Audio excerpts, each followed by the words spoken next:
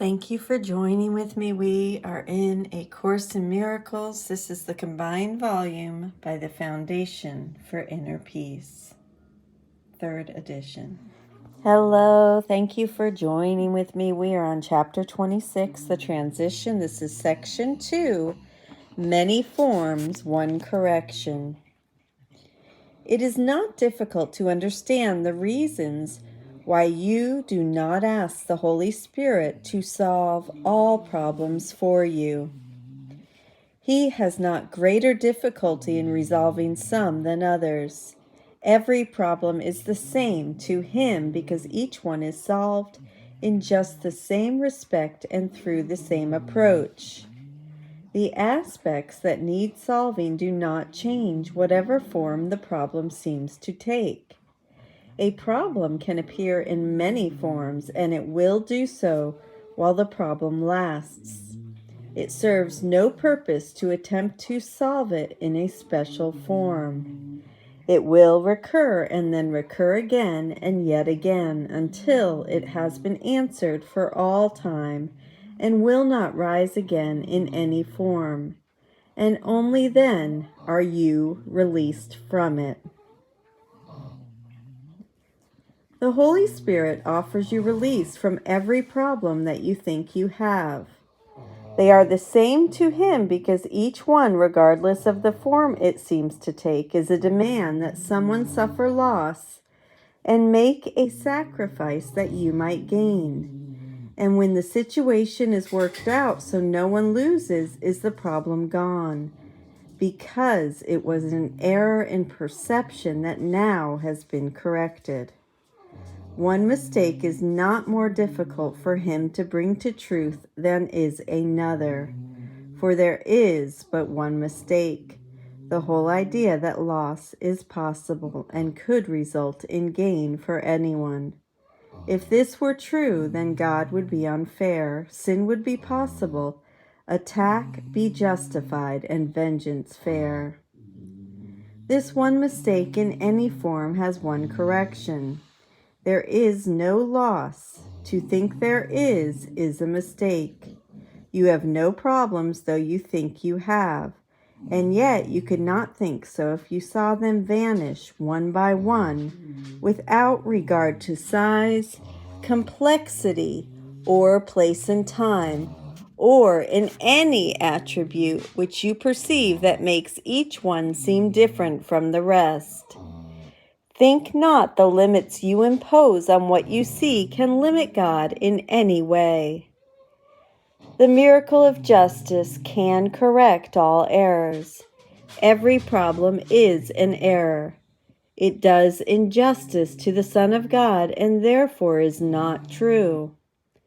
The Holy Spirit does not evaluate injustices as great or small, more or less. They have no properties to Him. They are mistakes from which the Son of God is suffering, but needlessly, and so He takes the thorns and nails away. He does not pause to judge whether the hurt be large or little. He makes but one judgment, that to hurt God's Son must be unfair and therefore is not so. You who believe it is safe to give but some mistakes to be corrected while you keep the others to yourself, remember this. Justice is total. There is no such thing as partial justice. If the Son of God is guilty, then he is condemned and he deserves no mercy from the God of justice. But ask not God to punish him because you find him guilty and would have him die. God offers you the means to see his innocence. Would it be fair to punish him because you will not look at what is there to see? Each time you keep a problem for yourself to solve, or judge that it is one that has no resolution, you have made it great and past the hope of healing.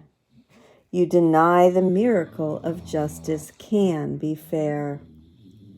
If God is just, then there can be no problems that justice cannot solve.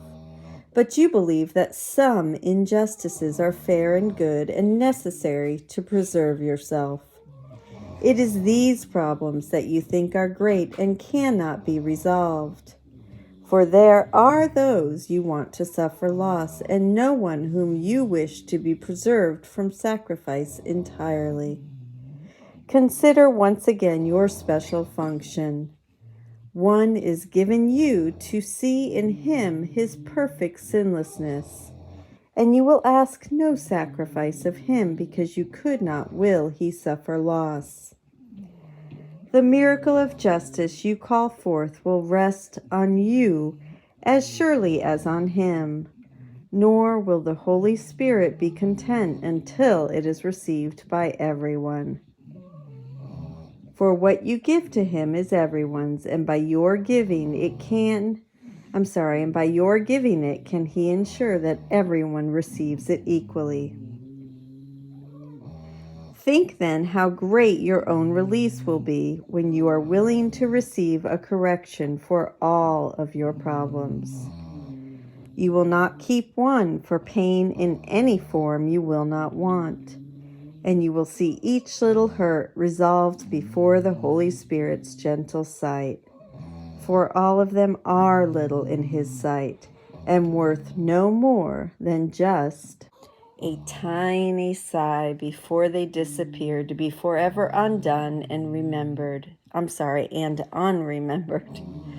What seemed once to be a special problem, a mistake without a remedy, or an affliction without a cure has been transformed into a universal blessing. Sacrifice is gone, and in its place the love of God can be remembered, and will shine away all memory of sacrifice and loss.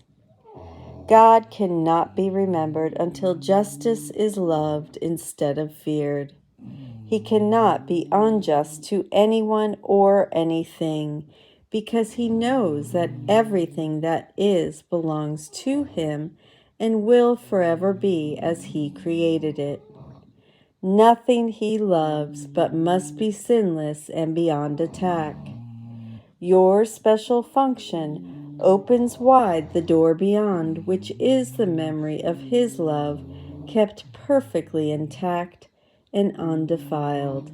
And all you need to do is but to wish that heaven be given you instead of hell, and every bolt and barrier that seems to hold the door securely barred and locked will merely fall away and disappear. For it is not your Father's will that you should offer or receive less than he gave when he created you in perfect love. And that is the conclusion of section 2 of chapter 26. Thank you so much for joining with me. I will see you tomorrow. I love you.